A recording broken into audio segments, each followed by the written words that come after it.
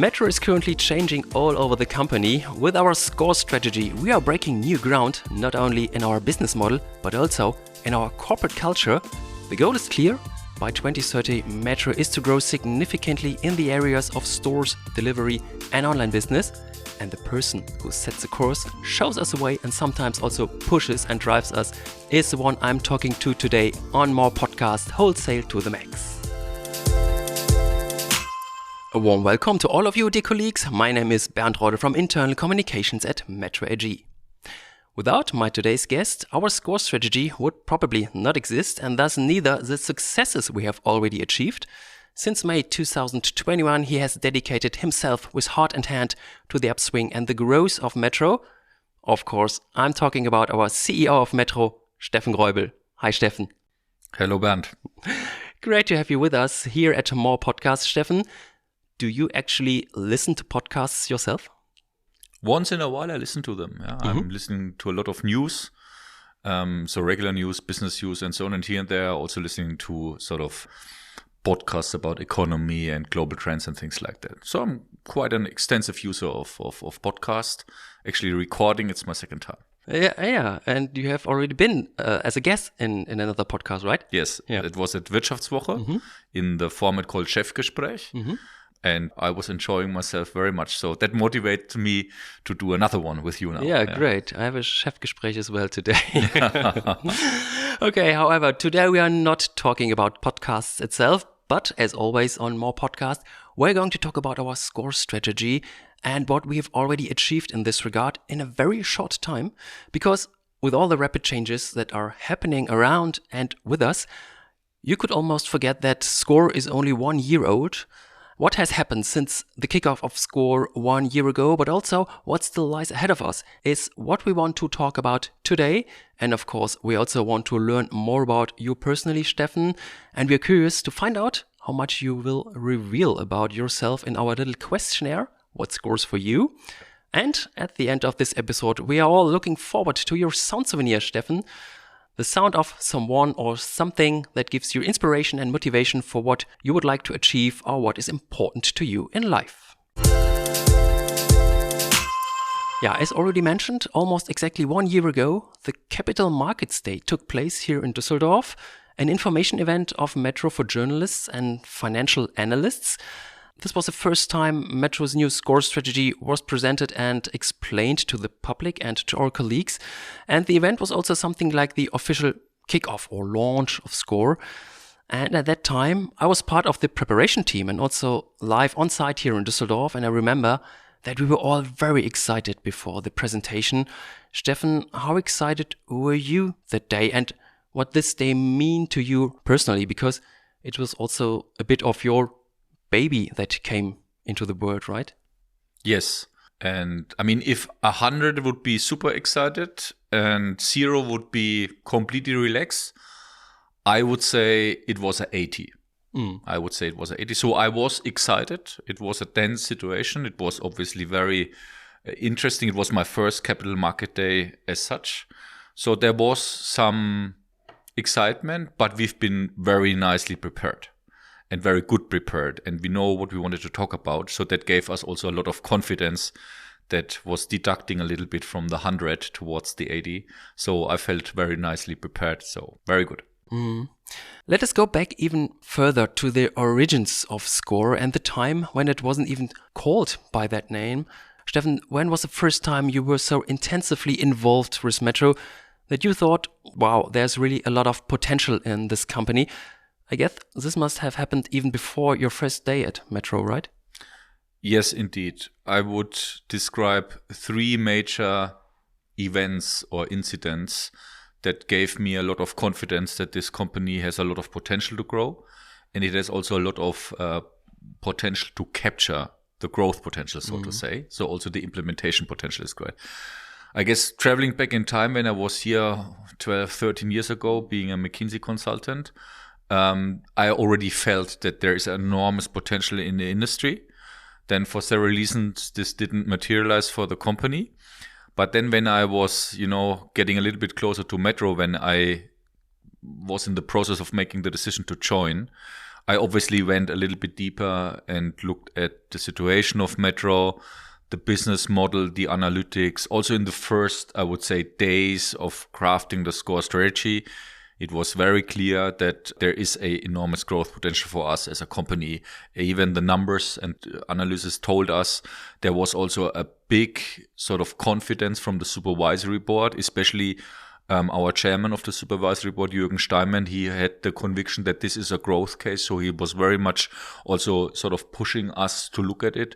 And in this combination, that created sort of the second event that we could really say, yeah, in terms of a strategy, we can craft something where growth is going to be really the North Star of the strategy. And it's really possible for us as a company to grow again in unknown dimensions. And the third one, because so far we are still on PowerPoint, I have now, after 1.5 years roughly in charge, also the confidence that the organization can deliver. I'm feeling now that the company is really shifting gears. We are moving the big tanker Metro towards a direction that is very new for the company. It touches almost everything in the company, but I feel that it's an enormous positive resonance from the employees, from the customers, and I see it also in the figures. So those 3 major events, 12 years back, in my early days here at Metro, and in this very moment, I'm feeling now confident that we can really deliver growth that is unparalleled for Metro. Yeah. Oh, you already mentioned Jürgen Steinemann, but who else do you talk to at that time about the new strategy for Metro, about your ideas and plans? Of course, I mean, you have to talk to a supervisory board. We brought them on board from the very first day, so to say. And in the supervisory board, you have people that are representing the shareholders. So those have been on board from the very first day. But also from the employee representatives, because it's also important for them to convey the message then sooner or later that growth is going to be the fuel for the future for that company. I guess that's very important. And then, of course, I mean, I guess on top, and I'm not talking about analytics and strategy department that all did a great contribution. But when you are going out there, when you are talking to customers, when you are in the store, when you see what we can actually do, and that not a lot is required for us to really shift gears. So this sort of small data, the observing of the details, that gave me also confidence that we are really able to grasp that opportunity. I remember a country CEO meeting in November 2021, when the plans for SCORE were already very concrete. How did the countries react when they became involved in our new strategy? Yeah, that was an interesting meeting because the strategy is a very simple strategy. It's not super sophisticated. I mean, there's innovative elements for us, but it's not an innovation strategy. It's not crazy. It's not mind-breaking. When you read through it, when you look at it, I guess the beauty of it is the simplicity. So one could ask, and that was the discussion, hey, when it's so simple, why didn't we do it before? What should now be different to now achieve a growth where we in the last decade never achieved a growth more than 2.5%? So why should we now shift ourselves to 2 digits? Why should we think that 7, 8, 9% is possible? So how come? Because it's obviously not sort of the innovation or the revolution in the business model. So that was a little bit, at least one part of the conversation.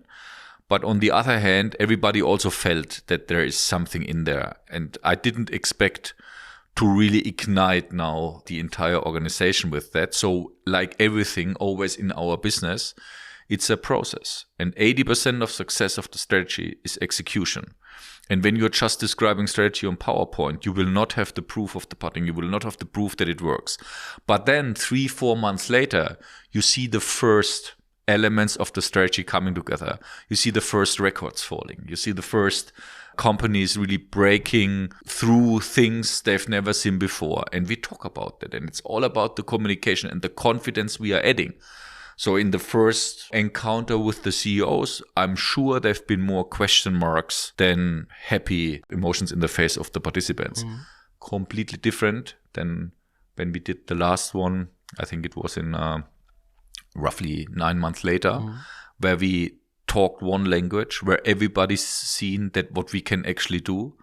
and against all odds, right? There's a lot of dynamics in the outside world that are against us, so to say. But we achieved a lot of records. We did more than we promised.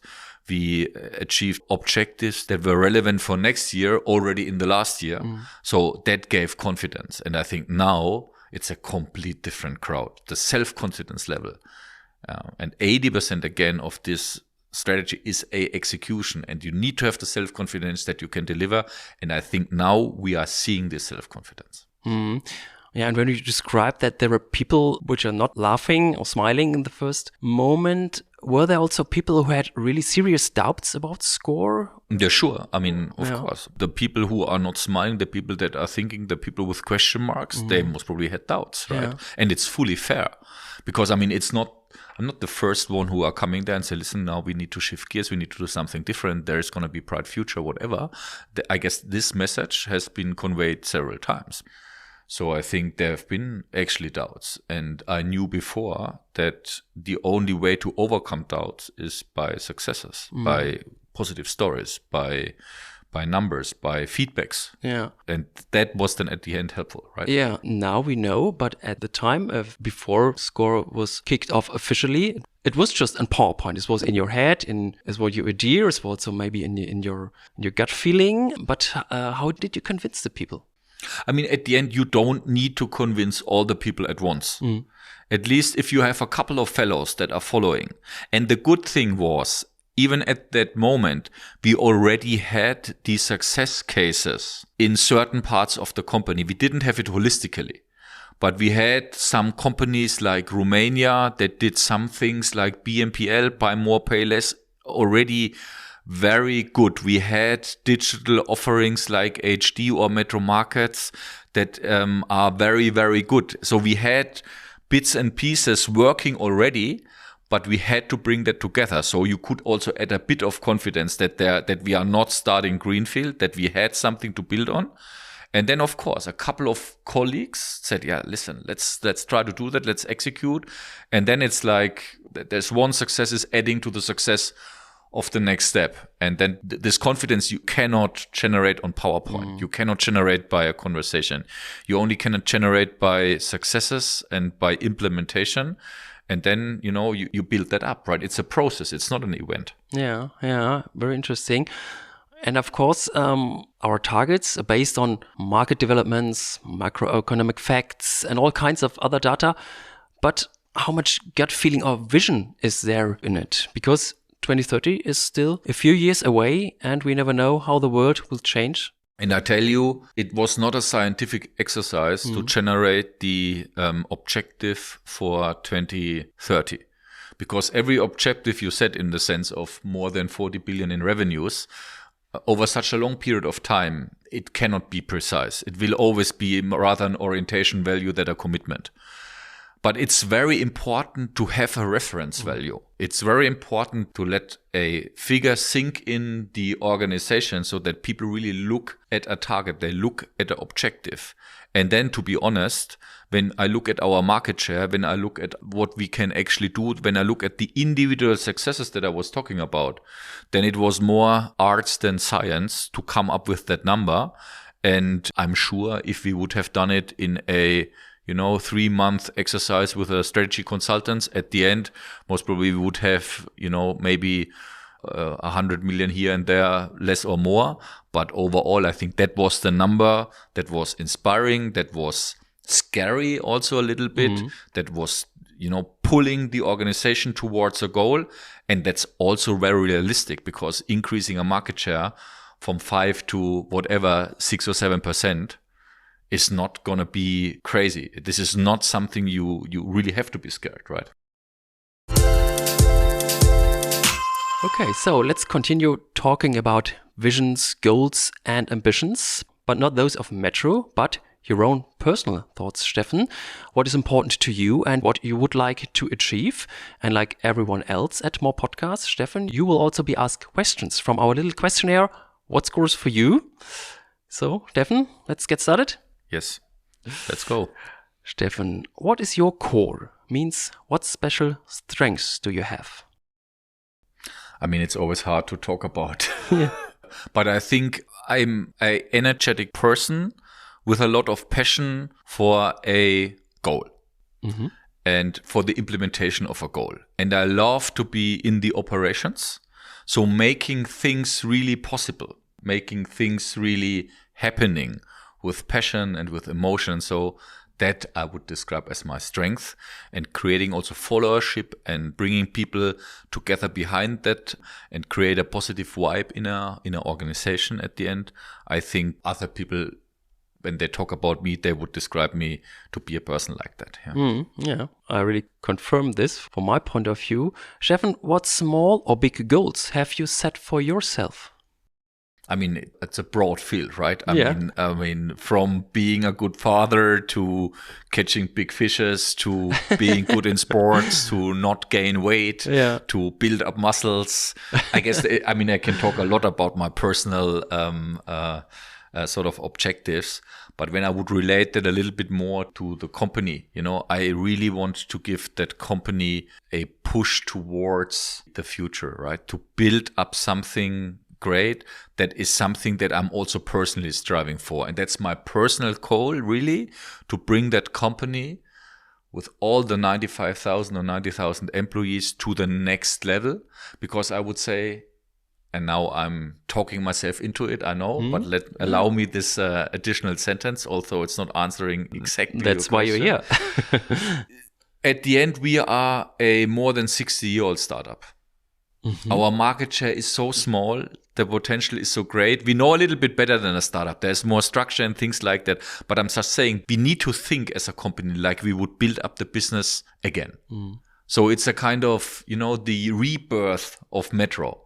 Reawakening the heritage of this company and the tradition and combining that with a modern business model and putting a lot of passion in it. And then we will come with this company to the absolute next level, because there is not a lot of possibilities for heritage companies to really come to a second wave of the existence, to really build up something substantially. So I would always say we are a 60-year-old startup because the potential for growth is so massive in our industry. And you talked about passion. And I want to be part of it, right? That's my personal goal. I want to lead it together with the colleagues. I want to be part of that, right? That drives me. That gives me energy. Yeah.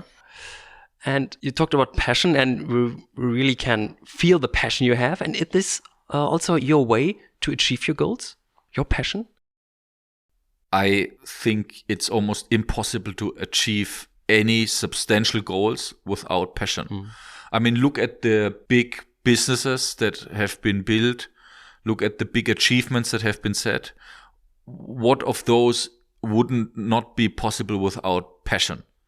And I guess that's what really differs average from standing out. I'm not saying that I'm sticking out, that I'm something special or something like that. I'm just saying you have to have the passion or dedication that is sort of special, that is something that you could not see maybe in the past of this company, that is really going now to the next level. Otherwise, it's not going to be possible to really create something great, something substantial.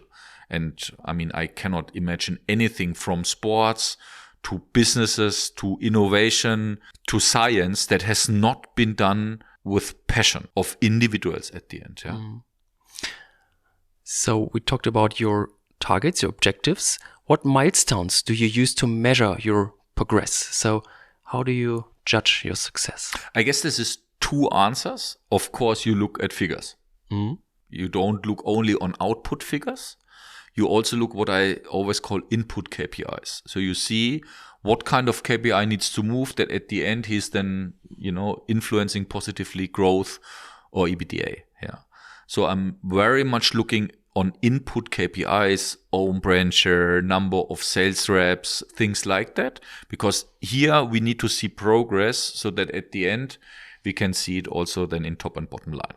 I guess that's number one. And number two, I see that when I'm going through a store, when I'm sitting in the car with the sales rep, when I'm talking to customer, that's observation. And that's gut feel, that's perception, that's individual, that's non-scientific, that's feeling at the end. And I feel really that things are moving. To give you an example, we now implemented here in Germany, a good example, the buy more, pay less strategy. When you talk to people, customers, we talk to people on the floor managers. They say sometimes words like, this is the best thing Metro have done since the last 20 years. And if somebody tells you, and you look in his eyes and you see he really means that seriously. He doesn't tell you because you are now the CEO and is coming. Sometimes customers don't even know who I am. Yeah? I'm going there with my jogging suit after the fitness center and just checking and engaging in a conversation. So they don't know. That's even more important than a KPI, I tell you. This is the feeling element I have. And I see that things are coming together. And I really feel that. Yeah. So figures and feelings. Figures and feelings. Very good. Yeah. Okay, Steffen. So now we know what is important for you, what scores for you, and maybe you also brought us a corresponding sound souvenir, which we will come to later towards the end of this episode. But now let's talk about SCORE once again. We have already talked about the Capital Markets Day. The event itself and the SCORE strategy presented there caused quite a bit of excitement, not only externally, but also internally to the colleagues. And afterwards, especially for the countries, there was a spirit of optimism for the implementation of SCORE. What were the key topics during the past 12 months when the execution of SCORE was getting more and more concrete? I mean, at the end, at the very moment we communicated at the Capital Market Day and beforehand to our CEOs, apparently this has been abstract still for a country because it was giving rather a framework than a concrete instruction how to do things. Because our business is super local.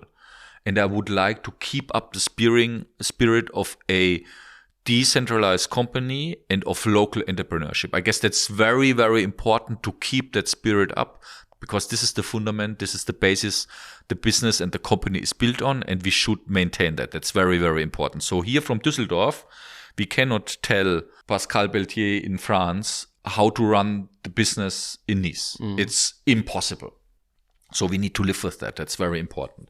And I guess a very important moment was when we then localized the strategy because it was a common framework and everybody in the organization was then asked to craft the country interpretation of SCORE and to engage with us in a discussion to say, listen, yeah, this is exactly what we need to do. Maybe you can do a little bit here, there. So we had a conversation, a dialogue about the localization of the strategy. So the strategy, and I guess that's very important to answer your question, this is now localized. So it's no more the Metro strategy SCORE. It's the SCORE for France. It's the SCORE for Moldavia. It's the SCORE for Romania. And I guess that's the thing that we were pushing very much to really localize it because our business is at the end then local. And then, and I cannot emphasize that enough, then you need to talk about the successes.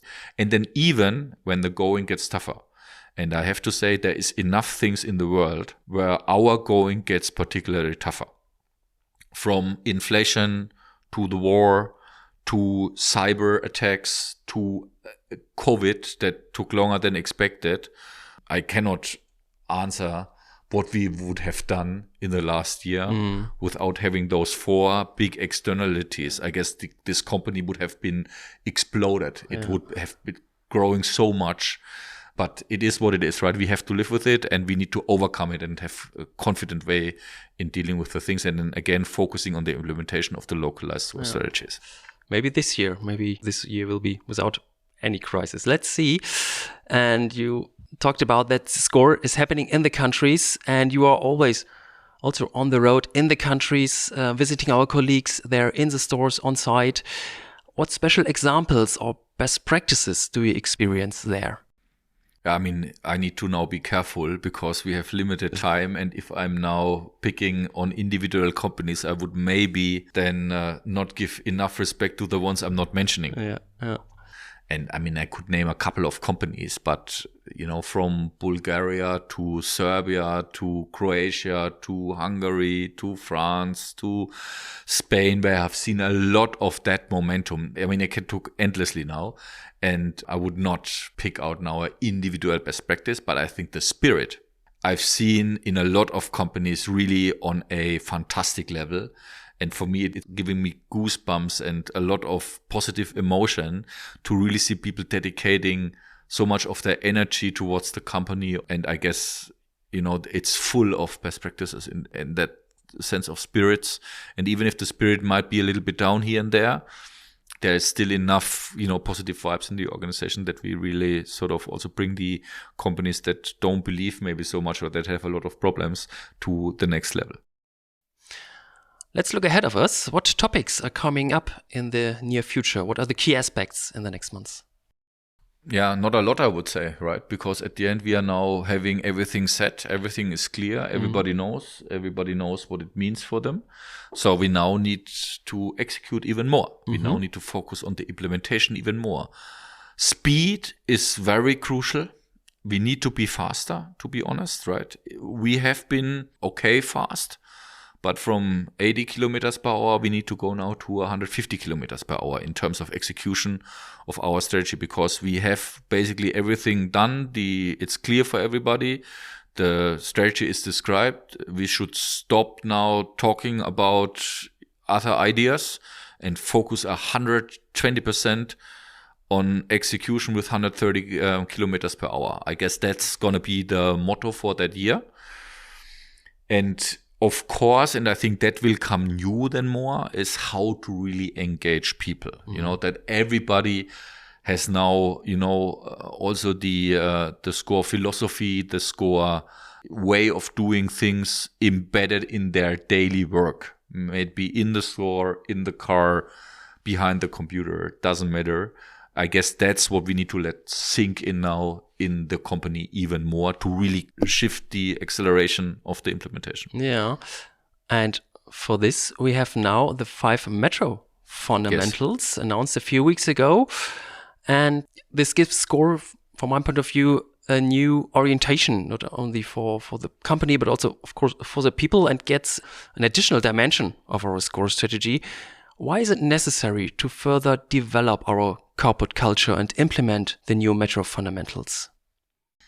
As you rightfully said, the strategy is one thing, but the orientation of a company in the behavior, in their values, in the way of doing things, in the attitude, I guess that deserves a recalibration, a correction, because it needs to follow at the end the commercial strategy. And since the commercial strategy is new, the ambition is higher, the focus on execution is bigger, we need to have new orientation value for that. And that was the reason why we were inventing the fundamentals. And as we say, it's the fundamentals. That's how we run this company. As one metro, to name one, with a growth obsession, to name a second one, and with a wholesale mentality, to name a third one, everywhere and every time. And how will the metro fundamentals affect our way of working? I mean, take this one as that I just mentioned. Number one, wholesale everywhere, every time.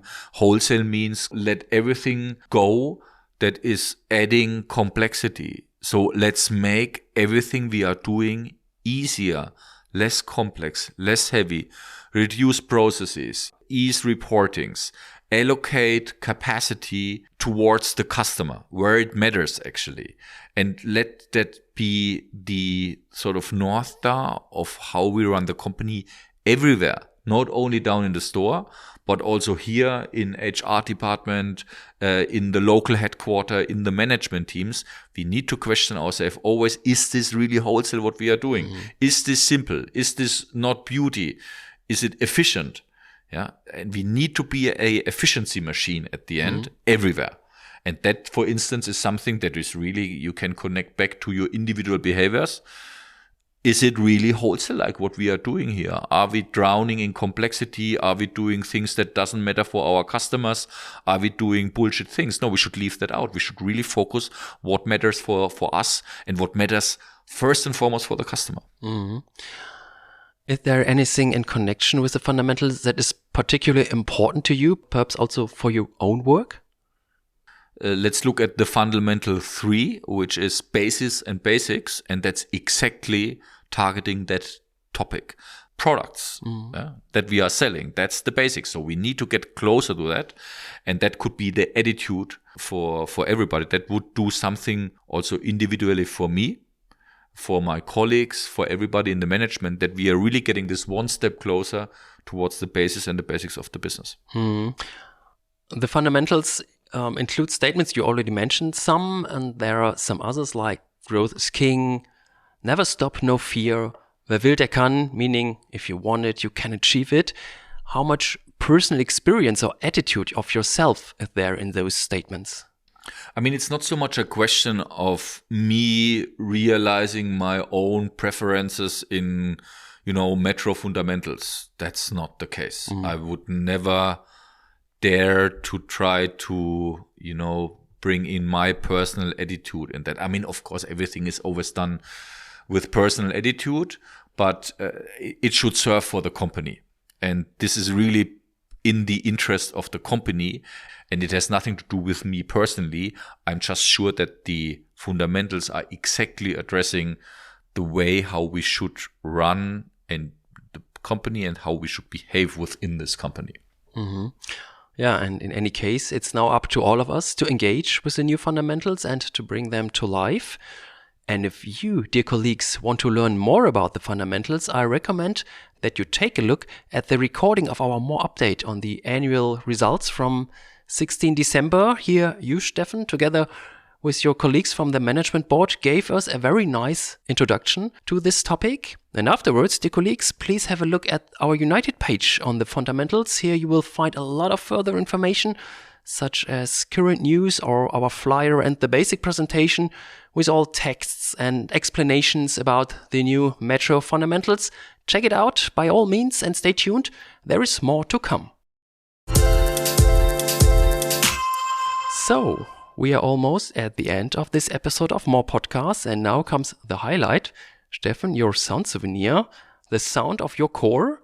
I'll explain again what exactly that is. Each guest brings a sound from the activity, person, animal, or object that gives him or her the most power and inspiration to achieve his or her goals. And now we're all curious, Steffen, let us hear, what sound did you bring? Happy to do so. So let me find it. Here it is.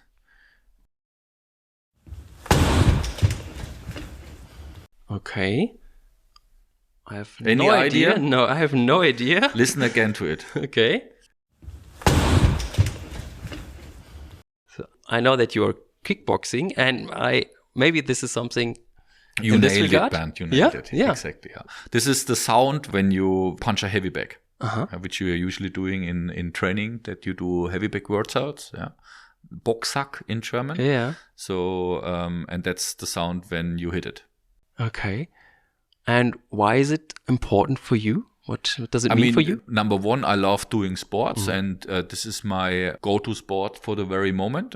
It gives me energy and it costs me energy.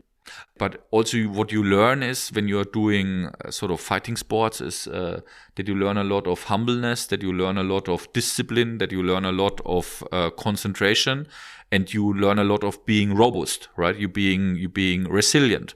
And I think in our business, we need to have a lot of exactly those attitudes. And that's why I love to do it. And it also keeps you, it's a great workout. So everybody of you who never tried anything like that, I can just encourage you to do sports. Not necessarily needs to be whatever, kickboxing or boxing. It's a great workout, but do sports. I guess that's very important because all the different sports, they can give you, energy also for your daily life. Yeah, absolutely. This is also my opinion regarding this. And do sports and listen to our podcast.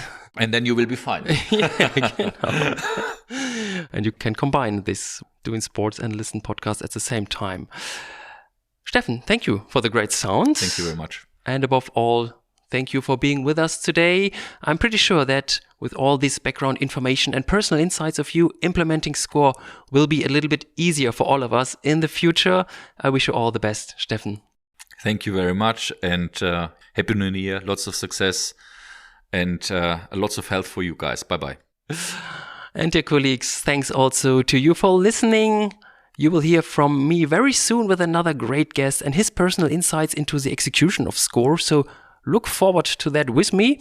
And in the meantime, please also listen to our previous episodes of More Podcast. You can find them on the More page on United and on all major podcast platforms. Subscribe to us there and recommend More Podcasts to all your colleagues as well. Thank you once again. Bye-bye and take care.